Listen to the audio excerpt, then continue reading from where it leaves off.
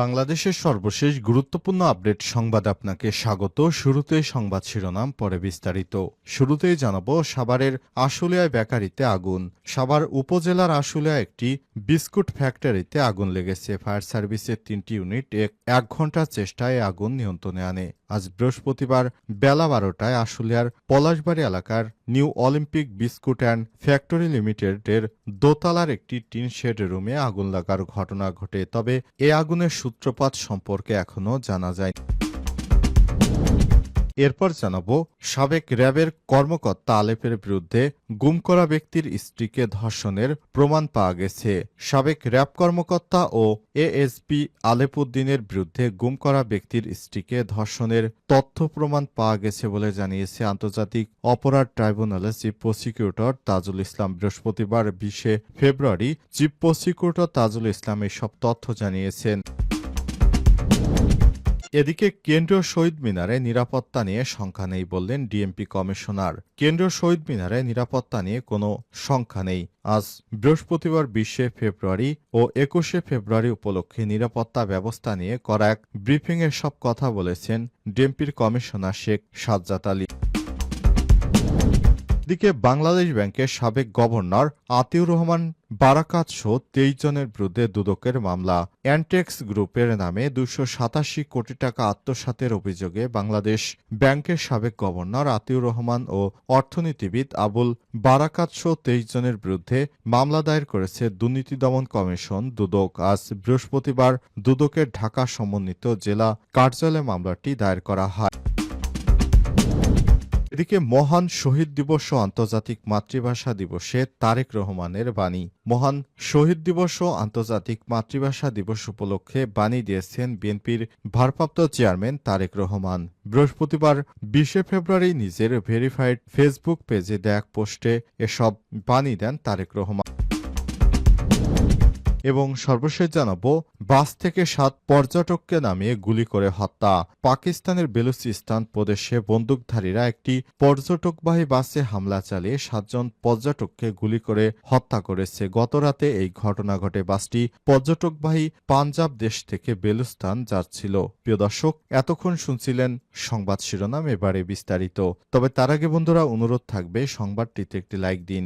এই চ্যানেলে আপনি নতুন হয়ে থাকলে আমাদের সংবাদটি দেখতে দেখতে চ্যানেলটি সাবস্ক্রাইব করে রাখুন। কমেন্ট করে বন্ধুরা আপনার মূল্যবান মতামত জানিয়ে দিন আপনি বিশ্বের কোন দেশ থেকে বা বাংলাদেশের কোন স্থান থেকে আমাদের সংবাদটি দেখছেন এবং শুনছেন। এবারে বিস্তারিত। আশুলিয়ায় বেকারিতে আগুন। সাভার উপজেলার আশুলিয়ায় একটি বিস্কুট ফ্যাক্টরিতে আগুন লেগেছে। ফায়ার সার্ভিসের 3টি ইউনিট 1 ঘণ্টার চেষ্টা আগুন নিয়ন্ত্রণে আনে। বৃহস্পতিবার 20 ফেব্রুয়ারি বেলা 12টার দিকে আশুলিয়ার পলাশবাড়ি এলাকায় নিউ অলিম্পিক বিস্কুট ফ্যাক্টরির দোতলায় একটি টিন শেডের রুমে আগুন লাগার ঘটনা ঘটে। পরে কারখানা কর্তৃপক্ষ ফায়ার সার্ভিসকে খবর দিলে বেলা 11:30টার দিকে ফায়ার স্টেশনের 3টি ইউনিট ঘটনাস্থলে পৌঁছে আগুন নিয়ন্ত্রণে আনে।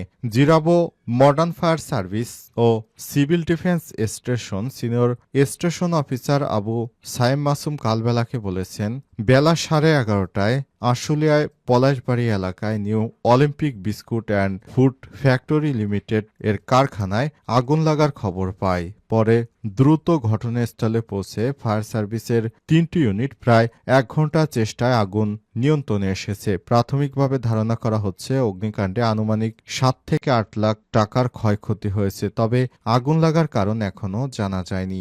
ধারণা করা হচ্ছে শর্ট সার্কিট কিংবা কেউ আগুনও দিতে পারে। বিষয়টি উচ্চতর তদন্ত করা হবে বলেও জানিয়েছেন তিনি। এই ঘটনায় এলাকায় চাঞ্চল্যের সৃষ্টি হয়েছে। কে বা কারা আগুন দিয়েছে বা কিভাবে আগুন লাগলো এই বিষয়টি রহস্য জট খুলতে হবে।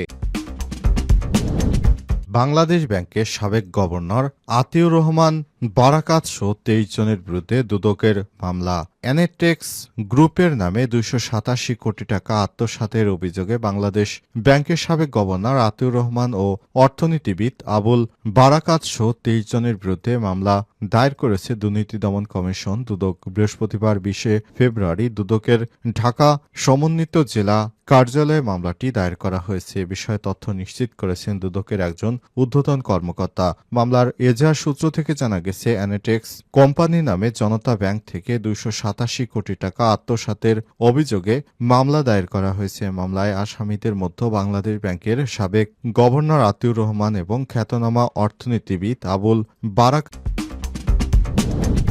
আলেপের বিরুদ্ধে গুম করা ব্যক্তির স্ত্রীকে ধর্ষণের প্রমাণ পাওয়া গেছে। সাবেক র্যাব কর্মকর্তা ও এএসপি আলেপ উদ্দিনের বিরুদ্ধে গুম করা ব্যক্তির স্ত্রীকে ধর্ষণের তথ্যের প্রমাণ পাওয়া গেছে বলে জানিয়েছেন আন্তর্জাতিক অপরাধ ট্রাইব্যুনালের চিফ প্রসিকিউটর তাজুল ইসলাম। বৃহস্পতিবার ২০ ফেব্রুয়ারি চিফ প্রসিকিউটর তাজুল ইসলাম এই তথ্য জানান। তাজুল ইসলাম বলেন, আলেপ উদ্দিন অসংখ্য গুম ও খুন নির্যাতনের সঙ্গে জড়িত।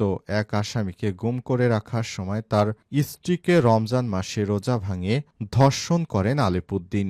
এর তথ্য প্রমাণ আমাদের হাতে এসেছে। চিফ প্রসিকিউটর আরও বলেছেন, আলেপ উদ্দিন অনেক ব্যক্তিকে অপহরণ করে বছরের পর বছর আটক রেখেছিল, নিষ্ঠুরভাবে নির্যাতন করেছিল, চোখ বেঁধে রেখে ইলেকট্রিক শক দিয়ে এবং উল্টো করে ঝুলিয়ে রেখে অনেককে নির্যাতন করেছিল। প্রসঙ্গত, সোমবার ১৭ ফেব্রুয়ারি প্রধান উপদেষ্টার প্রেস সচিব শফিকুল আলম আলেপকে নিয়ে একটি পোস্ট শেয়ার করেন।